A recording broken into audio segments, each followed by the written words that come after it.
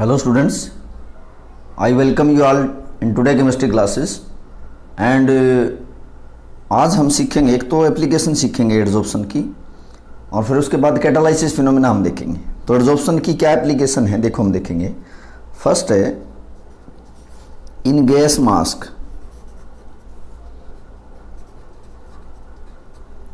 आपने देखा होगा कि जो मास्क यूज़ किए जाते हैं जैसे पोल्यूशन से बचने के लिए या और किसी रीज़न की वजह से जो मास्क यूज़ किए जाते हैं, मास्क में क्या होता है, मास्क में एडजॉर्बेंट होता है और एडजॉर्बेंट क्या करेगा, adsorbent will adsorb pollutant gases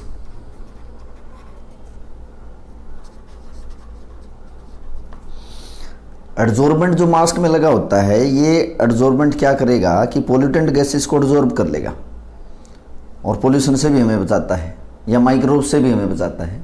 तो फर्स्ट यूज़ हो गया कि गैस मास्क में एडजॉर्बेंट होता है which prevent from poisonous gases. Second है इन हेट्रोजीनस कैटालाइसिस, ये आगे इसी चैप्टर में हमें पढ़ना है, हेट्रोजीनस कैटालाइसिस। देखो क्या होता है कि जैसे मैं कह रहा हूँ कि ये कोई सॉलिड कैटलिस्ट है, सॉलिड कैटलिस्ट कि जैसे कोई रिएक्शन है, मैं कह रहा हूँ कि रिएक्टेंट प्रोडक्ट में बदलेंगे, जैसे रिएक्टेंट गैसीय स्टेट में है। तो सॉलिड कैटलिस्ट क्या होता है, ये अपनी सरफेस पे रिएक्टेंट के मॉलिक्यूल को एब्जॉर्ब कर लेगा। सॉलिड कैटलिस्ट अपनी सरफेस पे रिएक्टेंट के कैटलिस्ट को क्या कर लेगा, एब्जॉर्ब कर लेगा। तो इसकी सरफेस पे अगर ये रिएक्टेंट क्या हो जाएंगे, एब्जॉर्ब हो जाएंगे, तो यहाँ एब्जॉर्ब होने से रिएक्टेंट की जो सॉलिड कैटलिस्ट पे आप देखोगे कंसंट्रेशन इंक्रीज हो जाएगी। तो हम ये कहेंगे concentration of reactant on solid surface will increases. Solid की सरफेस पे रिएक्टेंट की कंसंट्रेशन बढ़ती गई एडजॉर्प्शन के कारण। और आपको ये पता है, इसी चैप्टर में हम पढ़ के आए हैं पिछले चैप्टर में, कि रिएक्टेंट की अगर कंसंट्रेशन इंक्रीज होती है, रिएक्टेंट की जितनी ज़्यादा कंसंट्रेशन होगी रिएक्शन की स्पीड उतनी ज़्यादा हो जाएगी। तो सरफेस पे अगर रिएक्टेंट की कंसंट्रेशन इंक्रीज होगी तो मैं ये कहूँगा then rate of reaction will increases, rate of reaction will increases, rate of reaction बढ़ जाएगा। सेकंड इसकी एडवांटेज या एप्लीकेशन हम कहेंगे। आगे चलते हैं, इसकी और कुछ एप्लीकेशन हम देखेंगे। जैसे नेक्स्ट है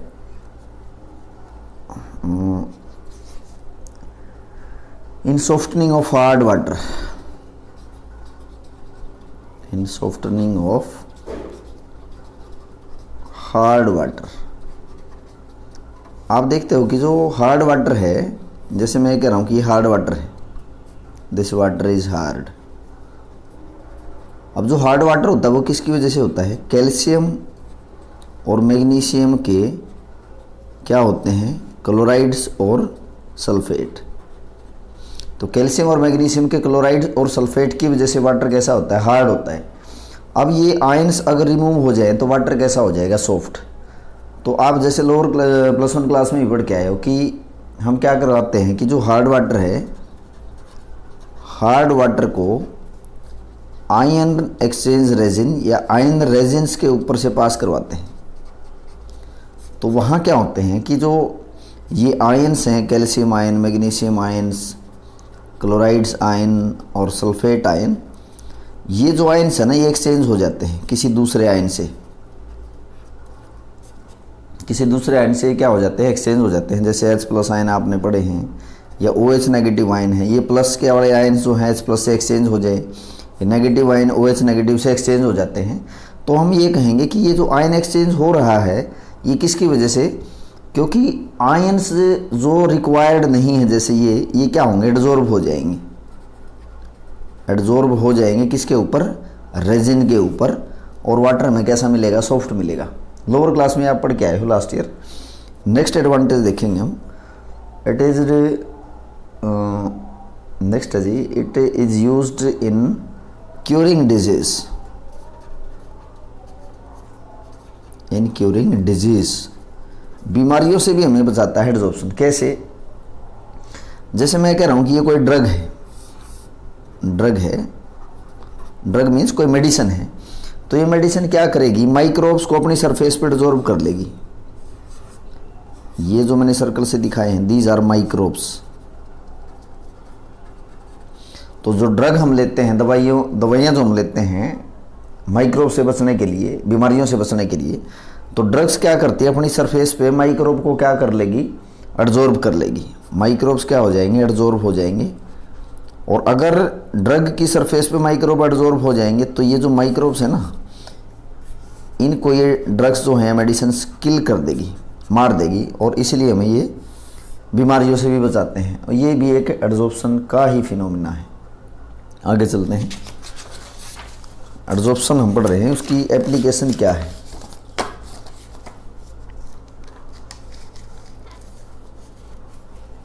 जैसे नेक्स्ट है, in clarification of sugar, clarification of sugar.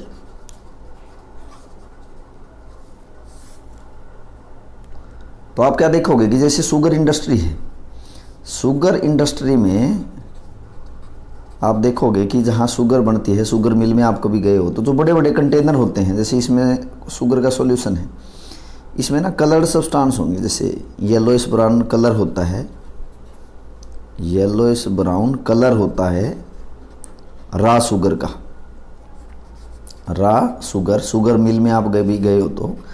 अब इसका कलर डीकलराइज किया जाता है। कैसे? इसमें जैसे चारकोल पाउडर डाल दिया, सपोज मैं कह रहा हूँ कि चारकोल पाउडर डाल देते हैं इसमें, चारकोल पाउडर। तो ये चारकोल पाउडर क्या करेगा कि अपनी सरफेस पे जो कलरिंग मैटर है ना, जिसकी वजह से कलर है शुगर के अंदर, ये जैसे कलर के पार्टिकल हैं, कलर्ड पार्टिकल्स जो हैं are adsorb on surface of adsorbent. और अगर कलर्ड पार्टिकल चारकोल की सरफेस पर एड्जॉर्ब हो गए तो ये जो शुगर का सॉल्यूशन है ये कैसा हो जाएगा, जो पहले कलर था ये कलरलेस हो जाएगा। तो ये थी कुछ एड्जॉर्प्शन की एडवांटेज या एप्लीकेशन। तो नेक्स्ट टॉपिक शुरू करते हैं हम। नेक्स्ट टॉपिक है हमारा कैटालाइसिस का। कैटालाइसिस, देखो कैटालाइसिस तो एक फिनोमिना है। कैटालाइसिस एक फिनोमिना है जिसमें हम क्या करते हैं कि कोई रिएक्टेंट है, रिएक्टेंट जब प्रोडक्ट में बदलता है तो यहाँ कैटलिस्ट यूज़ करते हैं। और कैटलिस्ट क्या होते हैं? कैटलिस्ट वो सब्सटेंस होते हैं जो रिएक्शन की स्पीड को चेंज करते हैं। और जो कैटलिस्ट होंगे वो रिएक्शन की स्पीड को चेंज करेंगे, या तो बढ़ा भी सकते हैं या कम भी कर सकते हैं। और जो कैटलिस्ट होते हैं इनके मास में या केमिकल नेचर में कोई फ़र्क नहीं आती, यानी कि जितना मास यहाँ पे कैटलिस्ट का आपने यूज़ किया है और जो इसका केमिकल नेचर होगा, रिएक्टेंट जब प्रोडक्ट में बदल जाएगा तो कैटलिस्ट के मास में और इसके केमिकल कंपोजिशन में या इसके केमिकल फार्मूले पे कोई फ़र्क नहीं पड़ेगा। सिर्फ इसका काम है रिएक्टेंट को प्रोडक्ट तक लेके जाना, उसकी स्पीड चेंज करना। स्पीड बढ़ाई भी जा सकती है और कम भी की जा सकती है। तो कैटलिस्ट क्या है? Are those substance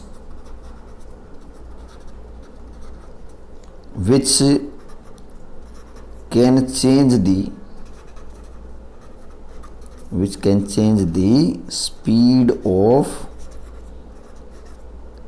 chemical reaction without any change in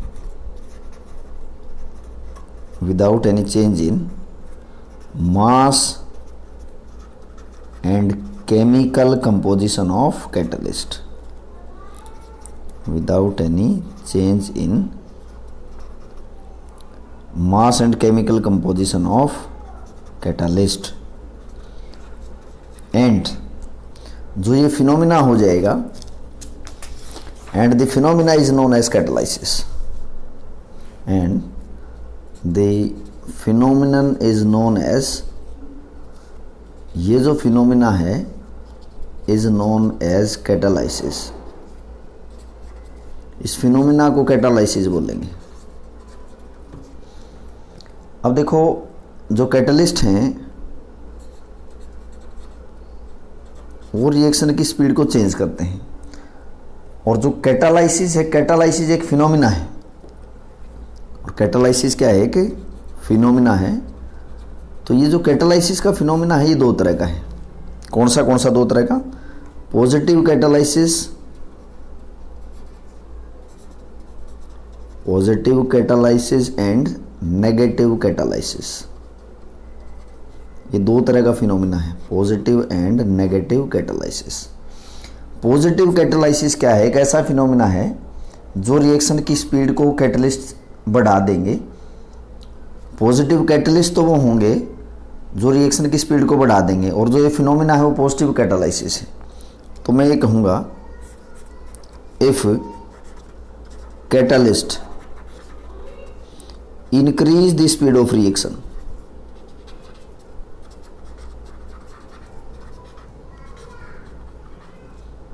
is positive catalyst and the phenomena is known as positive catalysis। जैसे मैं एग्जाम्पल कह रहा हूँ, एग्जाम्पल देखो, एक प्रोसेस है कि सल्फर डाइऑक्साइड का ऑक्सीडेशन किया जाता है सल्फर ट्राइऑक्साइड में, और यहाँ नाइट्रिक ऑक्साइड यूज किया जाता है, and this nitric oxide is used as catalyst. तो ये जो फिनोमेना है इसमें sulphur dioxide and the oxygen are reactant, these are converted into product sulphur trioxide, और यहाँ nitric oxide NO is nitric oxide, वो कैटलिस्ट के तौर पे यूज होता है, और ये कैटलिस्ट कैसा है? पॉजिटिव, यानी कि रिएक्शन की स्पीड को बढ़ा देगा, and the process is known as positive catalysis. Second है नेगेटिव कैटालाइसिस। अगर कैटलिस्ट रिएक्शन की स्पीड को कम कर दे, if catalyst decrease the speed of chemical reaction,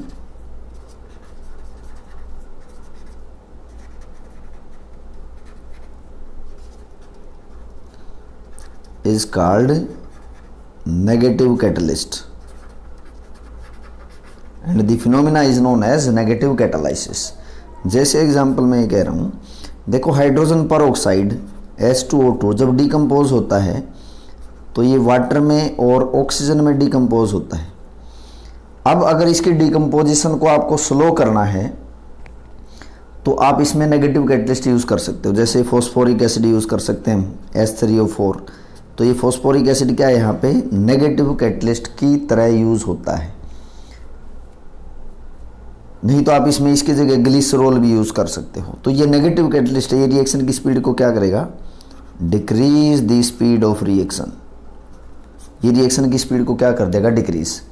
अब देखो लास्ट चैप्टर में हम पढ़ के आए हैं केमिकल काइनेटिक्स में, रिएक्शन की स्पीड अगर डिक्रीज हो तो वो कब होती है? If activation energy increases, if activation energy increases. तो ये नेगेटिव कैटलिस्ट क्या करेंगे? एक्टिवेशन एनर्जी को बढ़ा देंगे, और पॉजिटिव कैटलिस्ट क्या करेंगे? डिक्रीजेस दी एक्टिवेशन एनर्जी, डिक्रीजेस दी एक्टिवेशन एनर्जी, ये रिएक्शन की एक्टिवेशन एनर्जी को डिक्रीज कर देंगे। यानी कि नेगेटिव कैटलिस्ट एक्टिवेशन एनर्जी बढ़ाएंगे तो पॉजिटिव कैटलिस्ट एक्टिवेशन एनर्जी को कम कर देंगे, तो ये स्पीड कम और ज़्यादा कर सकते हैं कैटलिस्ट। आगे बढ़ाते हैं, कैटलिस्ट से ही रिलेटेड है। नेक्स्ट हम पढ़ेंगे अब, इसमें दो छोटी छोटी टर्म्स और आती हैं, promoters and poisons, promoters and poisons.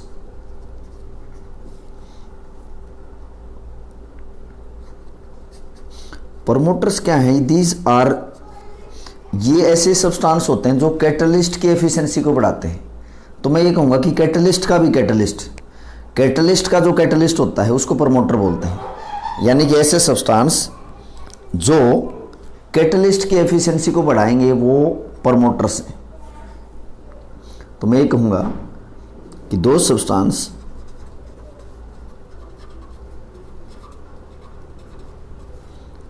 which increase the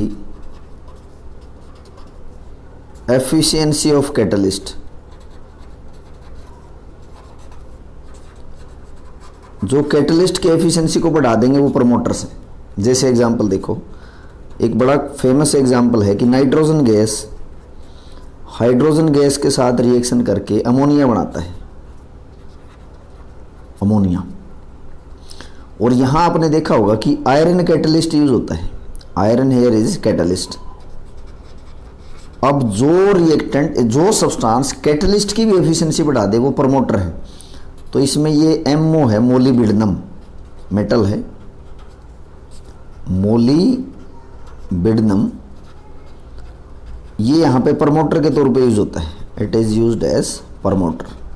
और प्रमोटर वो सब्सटेंस होते हैं जो कैटलिस्ट की एफिशिएंसी को बढ़ाएंगे, और कुछ सब्सटेंस ऐसे होते हैं जो कैटलिस्ट की एफिशिएंसी को डिक्रीज करते हैं। दो substance which decrease the efficiency of catalyst, the efficiency of catalyst।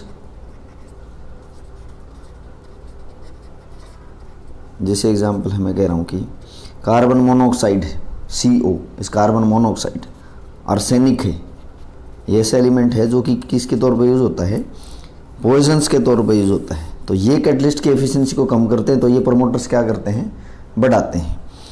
अब हम आगे इसी को बढ़ाएंगे, अपना जो टॉपिक है कैटालाइसिस की टाइप्स हम डिस्कस करेंगे। तो टॉपिक है हमारा types of catalysis, types of catalysis. Catalysis एक फिनोमिना है जिसमें कैटलिस्ट यूज करते हैं रिएक्शन की स्पीड को बढ़ाने के लिए या कम करने के लिए। तो कैटालाइसिस दो तरह का है हमारे पास, एक तो है होमोजीनस कैटालाइसिस, होमोजीनस कैटालाइसिस, और दूसरा है हमारा हेट्रोजीनस कैटालाइसिस, हेट्रोजीनस कैटालाइसिस। ये दो तरह के आपके पास कैटालाइसिस हैं। अब ये होते क्या हैं इसको डिफाइन करूंगा मैं, और इसकी थ्योरी हम पढ़ेंगे, भाई किस थ्योरी के ऊपर ये बेस्ड है। तो स्टार्ट करते हैं।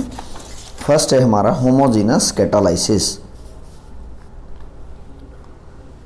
फर्स्ट इज योर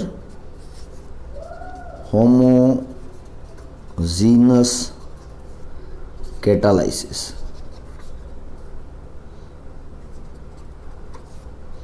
तो ये ऐसा फिनोमिना है होमोजीनस कैटालाइसिस जिसमें होता क्या है कि जो रिएक्टेंट और जो कैटलिस्ट हैं वो दोनों सेम फेज में होंगे।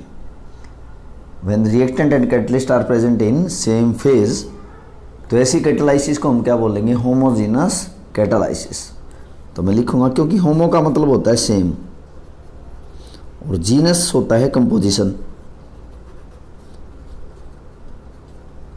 होमो means same and genus mean composition. तो ऐसा फिनोमिना जहां कैटलिस्ट और रिएक्टेंट सेम फेज में हो, जैसे कि रिएक्टेंट अगर गैसिस फेज में है तो कैटलिस्ट भी गैसिस फेज में, रिएक्टेंट अगर लिक्विड में है तो कैटलिस्ट भी लिक्विड की ही फॉर्म में यूज हो, तो मैं ये कहूँगा if the catalyst and reactant are present in same phase, are present in same phase. Phase का मतलब समझते हो, सॉलिड लिक्विड या गैस, जैसे इसको फेज बोलते हैं। तो रिएक्टेंट और जो कैटलिस्ट हैं वो दोनों सेम फेज में हो, तो इसको हम बोलेंगे is known as homogeneous catalysis. इसको हम होमोजीनस कैटालाइसिस बोलेंगे। इस फिनोमिना को होमोजीनस कैटालाइसिस हम बोलेंगे। और इसके अब कुछ एग्जांपल देखते हैं। जैसे अगर मैंने अभी आपको बताया था, जैसे example sulphur dioxide gas oxygen के साथ गैसेस फॉर्म में रिएक्ट करके, और यहाँ यूज़ होता है नाइट्रिक ऑक्साइड, जैसे NO क्या है, नाइट्रिक ऑक्साइड है, और ये यहाँ पे गैसेस फेज में यूज़ होता है। और इसमें जो प्रोडक्ट बनेगा वो सल्फर ट्राइऑक्साइड बनता है गैसेस फेज में। लो मैं इसको बैलेंस भी कर देता हूँ। तो आप देखोगे कि रिएक्टेंट ये दोनों किस फेज में है, गैसेस फेज में है। ये जो कैटलिस्ट है ये भी आपका गैसेस फेज में है। तो दोनों का फेज सेम है, दोनों गैसेस फेज में है। और एग्जांपल देखेंगे, जैसे हाइड्रोलाइसिस होती है शुगर की, हाइड्रोलाइसिस ऑफ सुक्रोज या शुगर भी हम लिख सकते हैं एसिडिक मीडियम के अंदर। देखो जैसे ये आपके पास सुक्रोज है C12H22O11, ये आपके पास एक्वस सॉल्यूशन में हो जाती है। एक्वस मतलब वाटर के अंदर। और जब इसकी वाटर के साथ ये लिक्विड फॉर्म में हाइड्रोलाइसिस होती है, मीडियम एसिडिक है, तो यहाँ H+ आयन किसके तौर पे यूज़ होते हैं, कैटलिस्ट के तौर पे यूज़ होते हैं। और मैं लिखूँगा कि ये एक्वस है। एक्वस मतलब H+ आयन वाटर के अंदर है। तो यहाँ जो प्रोडक्ट बनेगा C6H12O6, एक तो ग्लूकोज बनता है और दूसरा इसमें बनता है फ्रुक्टोज C6H12O6। और ये जो इसमें प्रोडक्ट बनेंगे ग्लूकोज और फ्रुक्टोज, ये दोनों भी एक्वस में होंगे। एक फ्रुक्टोज है और एक ग्लूकोज है। फार्मूला दोनों का सेम होता है, एक दूसरे के आइसोमर हैं। तो आप देखोगे ये भी लिक्विड में है, ये भी लिक्विड में, और जो कैटलिस्ट है ये भी किस फेज में है, लिक्विड फेज में है। तो जब रिएक्टेंट और कैटलिस्ट सेम फेज में हो, ऐसे कैटालाइसिस को हम क्या बोल लेंगे, होमोजीनस कैटालाइसिस। आगे बढ़ते हैं। अब देखो जो आपको कैटलिस्ट बताया ना, कैटलिस्ट आपको, चलो इसकी थ्योरी बताने से पहले मैं आपको ये बता देता हूँ कि पॉजिटिव और नेगेटिव कैटलिस्ट कैसे रिएक्शन की स्पीड को कम या ज़्यादा करते हैं। जैसे मैं कह रहा हूँ कि पॉजिटिव कैटलिस्ट, इसकी थ्योरी अभी मैं बताऊँगा। पॉजिटिव कैटलिस्ट रिएक्शन की स्पीड को बढ़ाते हैं। कैसे आप देखोगे, जैसे ये तो है जी, ये हम पहले पढ़ के आए हैं, ये पोटेंशियल एनर्जी है, पोटेंशियल एनर्जी ऑफ रिएक्टेंट, और ये रिएक्शन का कोऑर्डिनेट है, रिएक्शन का प्रोफाइल है। आप ये पढ़ के आए हो केमिकल काइनेटिक्स में कि सपोज ये एनर्जी है रिएक्टेंट की और ये थ्रेशोल्ड एनर्जी बैरियर है। This is threshold energy barrier. अब क्या होता है कि रिएक्टेंट जब प्रोडक्ट में बदलेगा, ये सपोज एनर्जी होगी प्रोडक्ट की, तो हमें कुछ एनर्जी रिएक्टेंट को देनी पड़ेगी। ये एनर्जी देनी पड़ती है हमें, इसको हम एक्टिवेशन एनर्जी बोल देंगे। अब देखो कि पॉजिटिव जो कैटलिस्ट होगा उसमें आप देखोगे कि जब आपने कैटलिस्ट यूज़ कर लिया, तो ये तो रिएक्शन का पाथ है, रिएक्शन पाथ विदाउट कैटलिस्ट। और जब आपने कैटलिस्ट यूज़ कर लिया तो रिएक्शन का पाथ चेंज हो जाएगा। अब मैं कह रहा हूँ कि रिएक्शन का पाथ ही हो जाता है, अब रिएक्शन का पाथ ही हो जाता है। तो अब एक्टिवेशन एनर्जी जो खर्च होगी ये होगी, अब एक्टिवेशन एनर्जी इतनी खर्च होगी हमारी। तो आप देखोगे कि ये जो बैरियर है, ये बैरियर अब इतना है एनर्जी का। ये थ्रेशोल्ड एनर्जी बैरियर देखो चेंज नहीं हो गया, कुछ हमारा थ्रेशोल्ड एनर्जी बैरियर चेंज हो गया। कब? जब हमने रिएक्शन में कैटलिस्ट यूज़ कर दिया। तो कैटलिस्ट यूज़ करने के बाद आप देखोगे कि एक नए पाथ से रिएक्टेंट प्रोडक्ट तक जाएगा। तो ये एक नया पाथ है, new path in the presence of catalyst. तो इसमें एक्टिवेशन एनर्जी हमारी कम खर्च हुई है, और बगैर कैटलिस्ट के आप देखोगे कि ये एक्टिवेशन एनर्जी हमारी ज़्यादा खर्च हुई है। पहले हमारी इतनी एक्टिवेशन एनर्जी खर्च हुई थी ये, और अब हमारी एक्टिवेशन एनर्जी खर्च हुई है सिर्फ ये। तो पॉजिटिव कैटलिस्ट क्या करेगा, रिएक्शन की स्पीड को बढ़ाएगा by decreasing the activation energy. और नेगेटिव कैटलिस्ट क्या करता है, नेगेटिव कैटलिस्ट को भी एक बार देख लो। नेगेटिव कैटलिस्ट रिएक्शन की स्पीड को क्या करता है, ये कम कर देता है, क्योंकि ये एक्टिवेशन एनर्जी को बढ़ा देगा। जैसे मैं कह रहा हूँ कि भाई ये रिएक्टेंट की पोटेंशियल एनर्जी थी, पोटेंशियल एनर्जी और रिएक्शन का प्रोफाइल है, रिएक्शन का कोऑर्डिनेट है। तो अब मैं कह रहा हूँ कि सपोज भाई ये पाथ था, रिएक्टेंट को प्रोडक्ट तक जाने के लिए पाथ है, ये थ्रेशोल्ड एनर्जी बैरियर है, ये आपके पास एनर्जी बैरियर हो जाता है,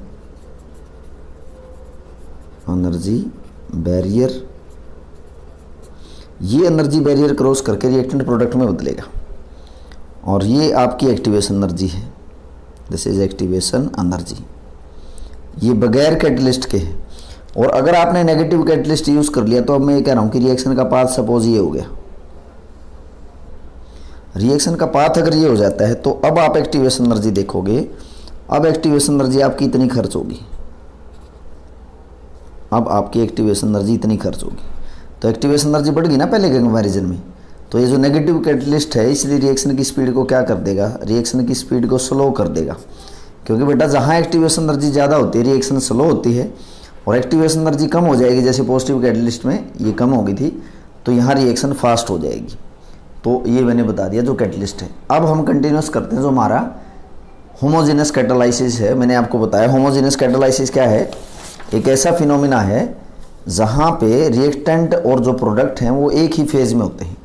अब हम थ्योरी सीखेंगे होमोजेनस कैटालाइसिस की, theory of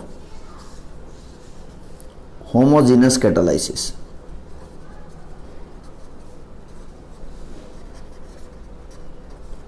And this theory is very important regarding your board exam।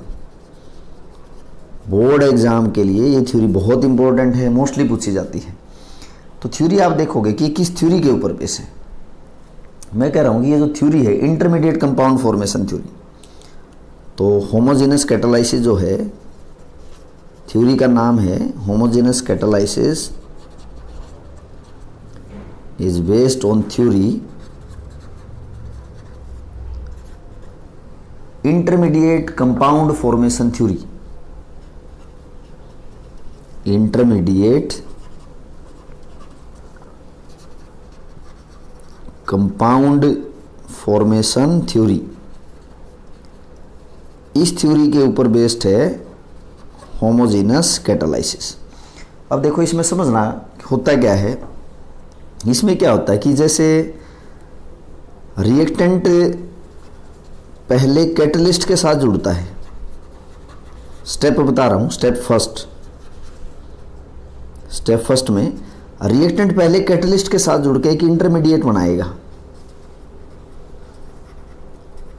और इंटरमीडिएट वो सब्सटेंस होते हैं जो प्रोडक्ट में अपीयर नहीं होते, बीच में ही खत्म हो जाते हैं।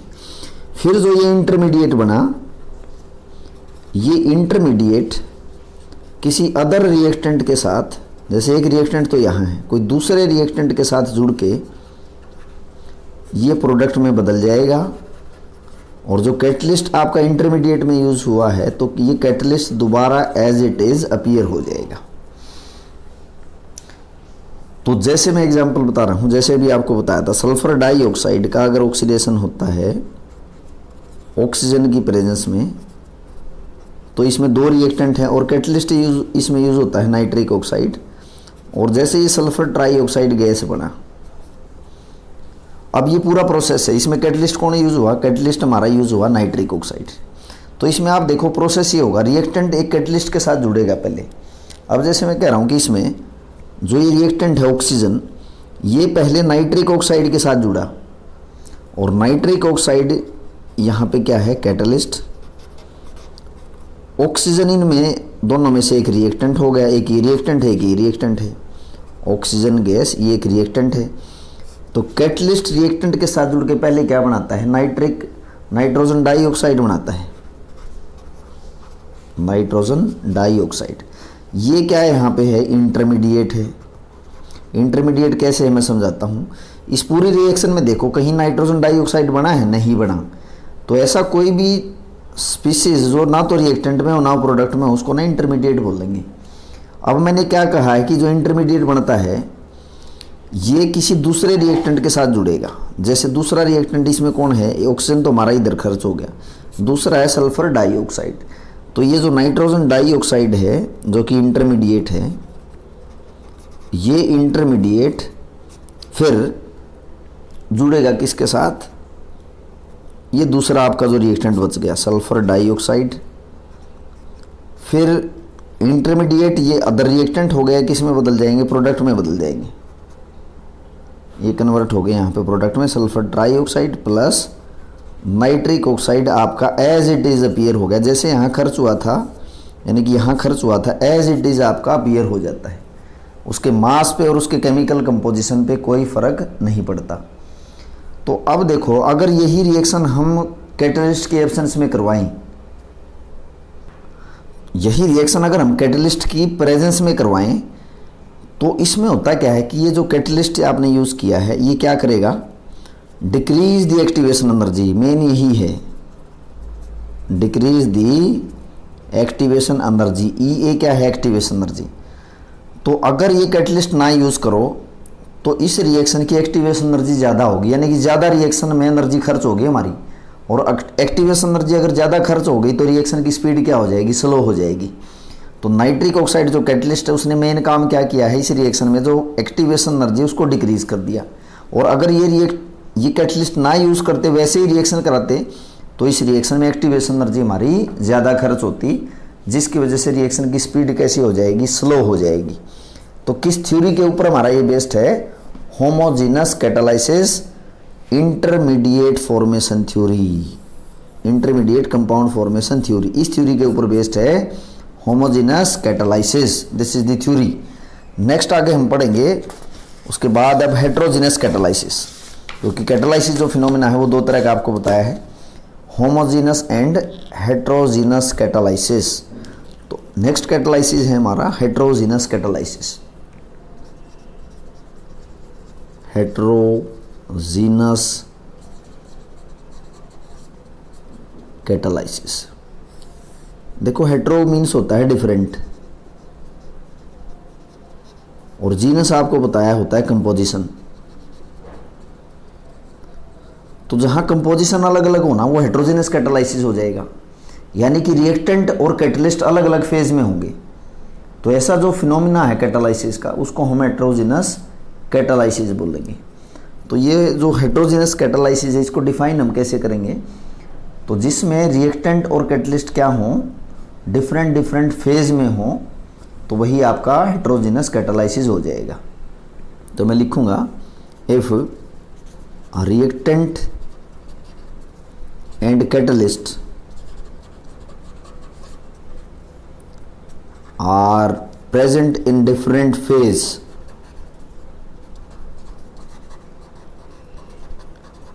present in different phase is called heterogeneous catalysis, उसको हम हेट्रोजीनस कैटालाइसिस बोलेंगे। अब देखो इसमें होता क्या है, हेट्रोजीनस कैटालाइसिस में क्या होगा कि इसमें जो कैटलिस्ट होगा ना, जो कैटलिस्ट होगा कि मोस्टली क्या होता है, सॉलिड के तौर पे यूज़ होता है, और जो रिएक्टेंट यूज़ होते हैं वो या तो गैसेस फॉर्म में यूज़ होंगे या कुछ के केस में लिक्विड फॉर्म में भी यूज़ होते हैं। तो देखो सॉलिड है तो गैस रिएक्टेंट है तो दोनों अलग अलग फेज़ के हो गए, सॉलिड कैटलिस्ट है तो लिक्विड अगर रिएक्टेंट हो गए तो भी अलग अलग फेज़ के हो जाते हैं। जैसे एग्जाम्पल देखो, जैसे मैंने लिखा नाइट्रोजन गैस और 3 मोल ऑफ हाइड्रोजन गैस, ये रिएक्ट करके बनाते हैं अमोनिया, और यहाँ हमारा एक कैटलिस्ट यूज़ होता है आयरन, ये तो है सॉलिड फॉर्म में, ये सॉलिड फेज़ में, और ये दोनों हैं आपके गैसेस फेज़ में, तो अलग अलग फेज़ हो गया। तो इसलिए हम कहेंगे कि इसमें हेट्रोजीनस कैटालाइसिस फिनोमेना यूज़ हुआ है, जिसमें कैटलिस्ट और रिएक्टेंट क्या है, अलग अलग फेज़ में यूज़ हुए हैं। और देख लो एग्जाम्पल, जैसे मैंने लिखा कि ये आप लोअर क्लासेज में भी पढ़ के आए हो कि वेजिटेबल ऑयल्स हैं, वेजिटेबल ऑयल, अब ऑयल है तो लिक्विड फॉर्म में होगा, वेजिटेबल ऑयल है लिक्विड में, और यहाँ आपने हाइड्रोजन गैस पास कराई, तो इसमें यहाँ पे कैटलिस्ट यूज़ होते हैं, जैसे निकल, प्लेटिनियम या पैलेडियम, ऐसे कोई कैटलिस्ट जो कि सॉलिड फेज़ में है, और यहाँ सॉलिड फैट्स बनते हैं। तो ये सॉलिड फेज़ में है, और इनमें से देखो 2 रिएक्टेंट हैं, एक गैस में है और एक किस में है, लिक्विड फेज़ में। तो यहाँ आप देखोगे कि कैटलिस्ट और जो रिएक्टेंट है ये क्या है, अलग अलग फेज़ में है। तो ये जो फिनोमिना है ये हेट्रोजीनस कैटालाइसिस है। अब हम हेट्रोजीनस कैटालाइसिस की थ्योरी देखेंगे, किस थ्योरी के ऊपर हेट्रोजीनस कैटालाइसिस बेस्ड है फिनोमिना। तो थ्योरी ऑफ हेट्रोजीनस कैटालाइसिस,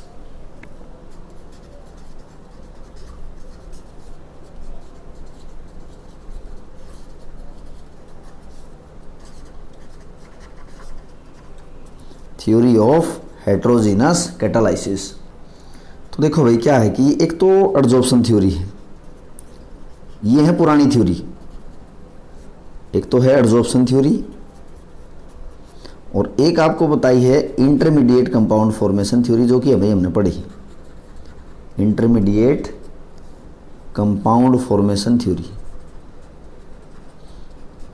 देखो इसके बारे में तो मैंने आपको बता दिया आपकी होमोजेनस कैटालाइसिस में। एडजॉर्प्शन थ्योरी में क्या है कि इसमें होता है कि जैसे मैं कह रहा हूं कि ये कोई कैटलिस्ट है, तो कैटलिस्ट के सरफेस पे क्या होंगे ना, रिएक्टेंट के मॉलिक्यूल एडजॉर्ब हो जाएंगे।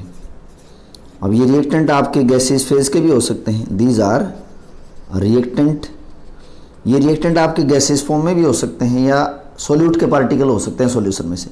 तो कैटलिस्ट के सरफेस पे रिएक्टेंट की कंसंट्रेशन इंक्रीज हो जाएगी और अगर कंसंट्रेशन इंक्रीज हो जाएगी तो रिएक्शन की स्पीड वैसे ही बढ़ जाएगी। तो इसको एडजॉर्प्शन थ्योरी बोलते हैं कि कैटलिस्ट के सरफेस पे रिएक्टेंट एडजॉर्ब हो गया, कंसंट्रेशन बढ़ गई, कंसंट्रेशन बढ़ने से रिएक्शन की स्पीड बढ़ गई। बट जो मॉडर्न थ्योरी है ना, मैं बता रहा हूँ कि मॉडर्न थ्योरी आपको बतानी है, मॉडर्न जो थ्योरी है ये इन दोनों थ्योरी का कॉम्बिनेशन है। It is the combination of adsorption theory and intermediate compound formation theory. और जो मॉडर्न थ्योरी है इसके स्टेप्स देखेंगे हम भाई कैसे ये रिएक्शन की स्पीड बढ़ाई जाएगी।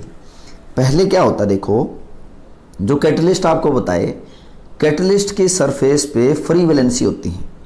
जैसे मैंने कह दिया कि ये कैटलिस्ट है और कैटलिस्ट के सरफेस पे फ्री वैलेंसी होती है, तो सपोज दीज आर कैटलिस्ट। और कैटलिस्ट की सरफेस पे मैंने आपको पहले भी बताया है कि ये क्या है, फ्री वैलेंसी। जो ये दिखा रखी है क्या है, फ्री वैलेंसी है, फ्री वैलेंसीज। अब सपोज मैं कह रहा हूं कि रिएक्टेंट है ए और बी और ये प्रोडक्ट में बदल जाएंगे। तो सबसे पहले क्या होगा कि जो कैटलिस्ट है, ये आपका कैटलिस्ट दिखा रखा है, कैटलिस्ट की सरफेस पे जो ये रिएक्टेंट है ना, पहले ये एडजॉर्ब हो जाएंगे, पहले इसकी तरफ मूव करेंगे और इसकी सरफेस पे एडजॉर्ब हो जाएंगे।